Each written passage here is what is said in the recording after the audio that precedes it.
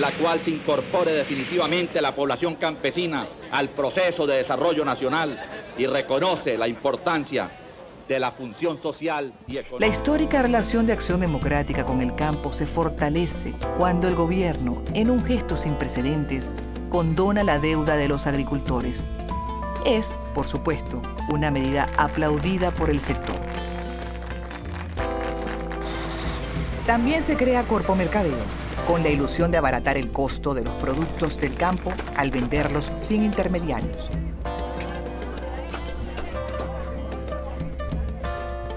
Carlos Andrés Pérez recorre el país recibiendo el apoyo del sector.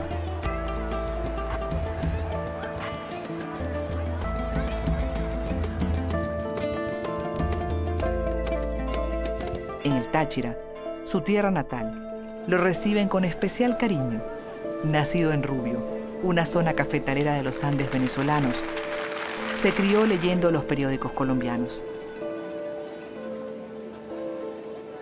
Allí, en Rubio, vivía también su prima Blanca Rodríguez, conocida como Blanquita, con quien se casó y tuvo 6 hijos. Ella lo acompaña a recorrer el país y va acumulando su propia popularidad como primera dama.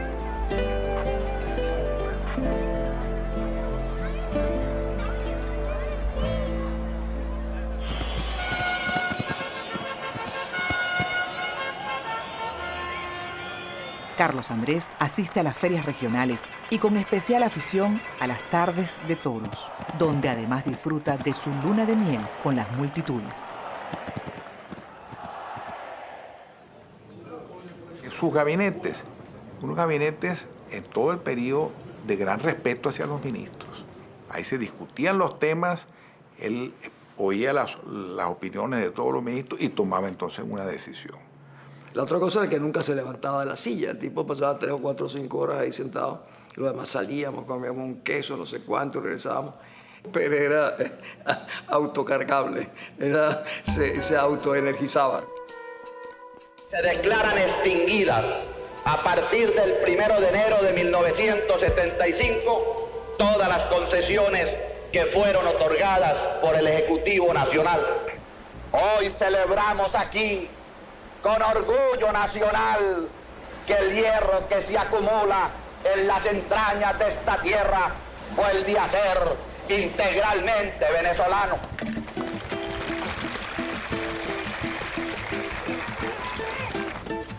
Ni la controversia política, ni la divergencia de intereses puede apartarnos de este acto de responsabilidad y de soberanía.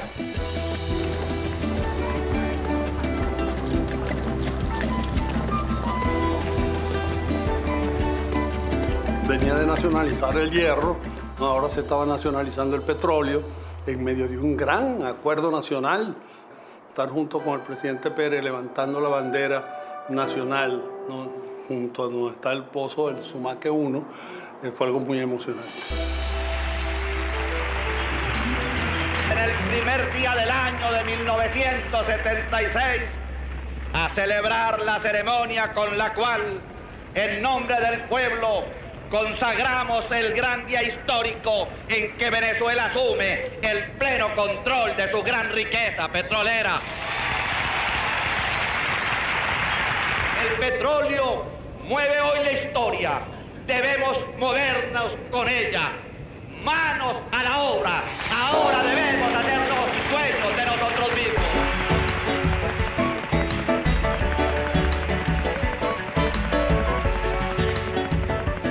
Una cosa es venezolanizar y otra cosa es estatizar. Lo que se hizo con la industria petrolera fue estatizarla. Y estatizarla con muy buen criterio, también debo decirlo. Venezuela termina así con 60 años de concesiones petroleras y se une a la tendencia de los países productores de petróleo de nacionalizar sus industrias.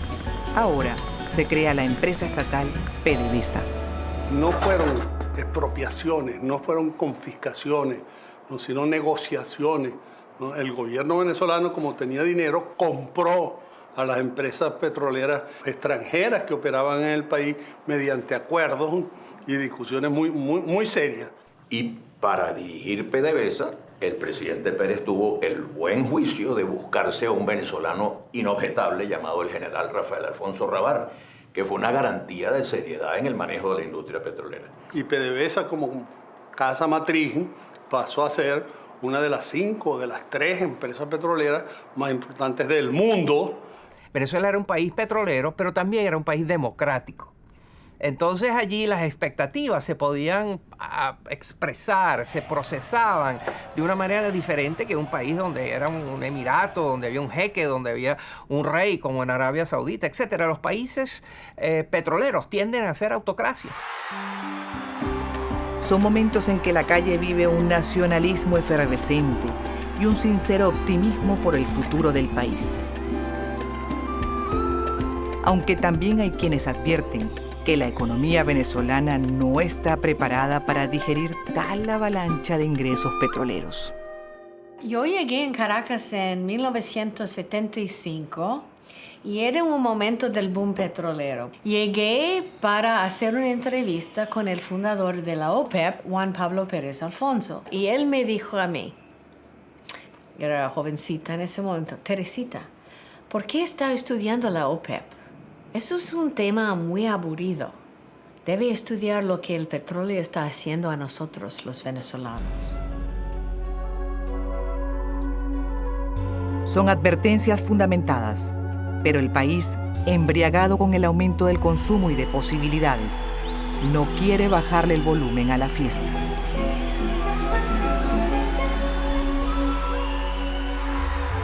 Carlos Andrés está en el auge de su popularidad y el país en el tope de sus posibilidades. Miles de jóvenes tienen ahora la opción de formarse en universidades tanto en Venezuela como en el exterior, apoyados por el innovador plan de becas Gran Mariscal de Ayacucho.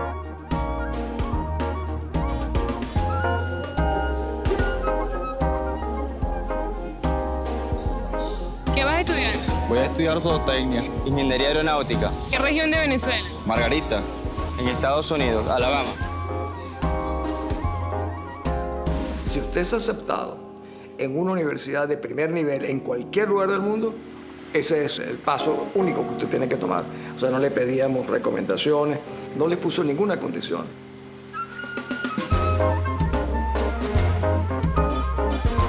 Yo mismo, que vengo de una familia humilde, bueno, me dieron una beca en Mariscal de Ayacucho, ¿verdad? Y me fui a estudiar en la Universidad de Harvard y en la Universidad de Yale, las dos universidades más rancias de los Estados Unidos. Gracias a ese programa de becas, yo no hubiera podido estudiar ni en la Universidad de Curazao, si no hubiera sido por el plan de beca Mariscal de Ayacucho, que fue un plan extraordinario.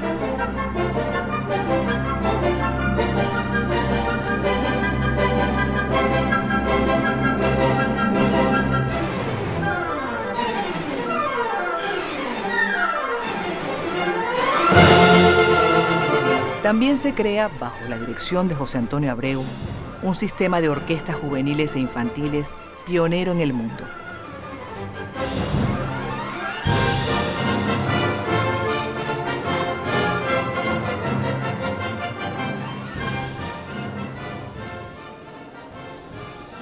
Los ingresos petroleros también alcanzan para la cultura y el arte.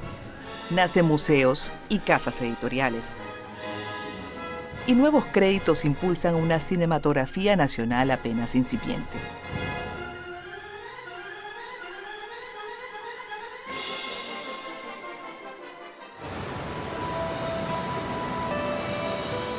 La palabra ecología se abre paso en el vocabulario nacional. En 1977 se crea el Ministerio del Ambiente, el primero de Latinoamérica. Centenares de miles de hectáreas son declaradas parques nacionales o reservas forestales. El gobierno de Carlos Andrés Pérez, el que haga las estadísticas de los parques, de las áreas de parques nacionales, cómo fueron incorporadas, se va a dar cuenta que ese fue el gobierno en que se incorporó mayor superficie de áreas de parques nacionales. Ese es un logro importante en el campo de la conservación.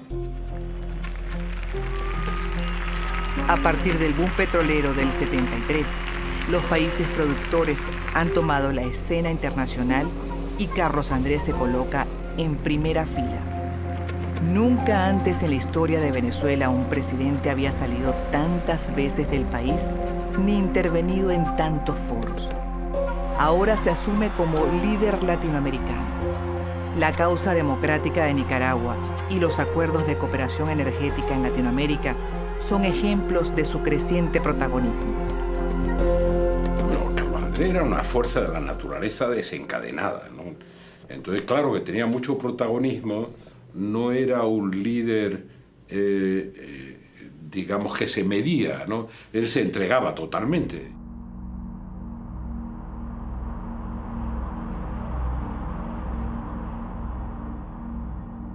Cuando Torrijos plantea que el Canal de Panamá debe ser de Panamá, Carlos Andrés lo dijo: tú solamente lo lograrás si hacemos que el caso del Canal de Panamá sea latinoamericanizado.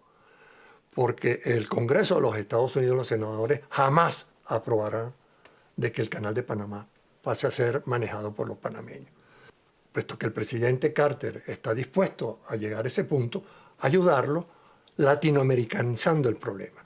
Y eso ayudó a que el Congreso de los Estados Unidos posteriormente no se opusiera. He estado en contacto con el jefe de gobierno de Panamá, con el jefe de gobierno de Colombia y con el presidente de Costa Rica, por cuanto fuimos los 4 países que dentro de la unidad y la comunidad latinoamericana orientamos una acción hacia la cooperación con Panamá para el logro de este hecho que tiene una importancia histórica extraordinaria.